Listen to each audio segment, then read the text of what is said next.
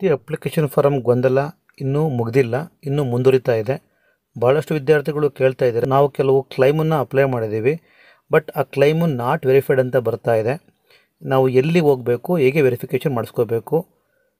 ಕೆಲವು ಡಾಕ್ಯುಮೆಂಟ್ಸ್ಗಳನ್ನ ನಾವು ಅಪ್ಲೋಡ್ ಮಾಡಿದ್ದೀವಿ, ಫೋಟೋ ಅಪ್ಲೋಡ್ ಮಾಡಿದ್ದೀವಿ, ಫೈನಲ್ ಪ್ರಿಂಟೌಟ್ ಬರ್ತಾ ಇಲ್ಲ.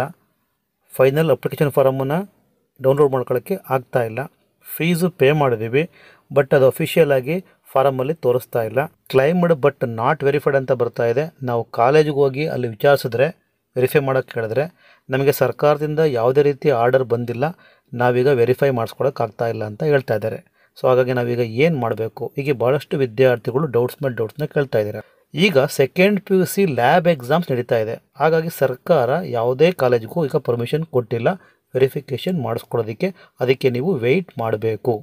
ಅಪ್ಲಿಕೇಶನ್ ಫಾರಮ್ ಫೈನಲ್ ಪ್ರಿಂಟೌಟ್ ಬರ್ತಾ ಇಲ್ಲ ಅಂದರೆ ವೆಯ್ಟ್ ಮಾಡಿ, ಅದನ್ನು ರಿಫ್ರೆಶ್ ಮಾಡಿ. ರಿಫ್ರೆಶ್ ಮಾಡಿದ್ರೂ ಡೌನ್ಲೋಡ್ ಆಗ್ತಾ ಇಲ್ಲ ಅಂದರೆ ನಾಳೆ ಟ್ರೈ ಮಾಡಿ. ಇವತ್ತೇ ಆಗಬೇಕು ಅಂತ ಏನಿಲ್ಲ, ಇನ್ನೂ ಟೈಮ್ ಇದೆ.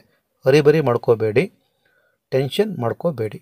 ಅಪ್ಲಿಕೇಶನ್ ಫಾರಮಲ್ಲಿ ಏನಾದರೂ ಮಿಸ್ಟೇಕ್ ಇದ್ದರೆ ನೀವು ಇದನ್ನು ಎಂಟ್ರಿ ಮಾಡ್ಕೊಳ್ಳಿ, ಎಡಿಟ್ ಮಾಡ್ಕೋಬೋದು. ಎಷ್ಟು ಟೈಮ್ ಬೇಕಾದರೂ ಮಾಡ್ಕೋಬೋದು. ಸ್ಟಡಿ ಡೀಟೇಲ್ಸ್ ಹಾಗೆ ಫೀಸ್ ಡೀಟೇಲ್ಸು ಫೆಚ್ ಆಗ್ತಿಲ್ಲ ಅಂದರೆ ರಿಫ್ರೆಶ್ ಕೊಡಿ, ಅಥವಾ ಲಾಗೌಟ್ ಆಗಿ ಸ್ವಲ್ಪ ಹೊತ್ತು, ಒಂದು 2 ಅವರ್ಸ್ ಬಿಟ್ಟ ಮೇಲೆ ಮತ್ತೆ ಲಾಗಿನ್ ಆಗಿ ಚೆಕ್ ಮಾಡ್ಕೊಳ್ಳಿ, ಎಲ್ಲ ಕರೆಕ್ಟಾಗಿ ಆಗಿರುತ್ತೆ.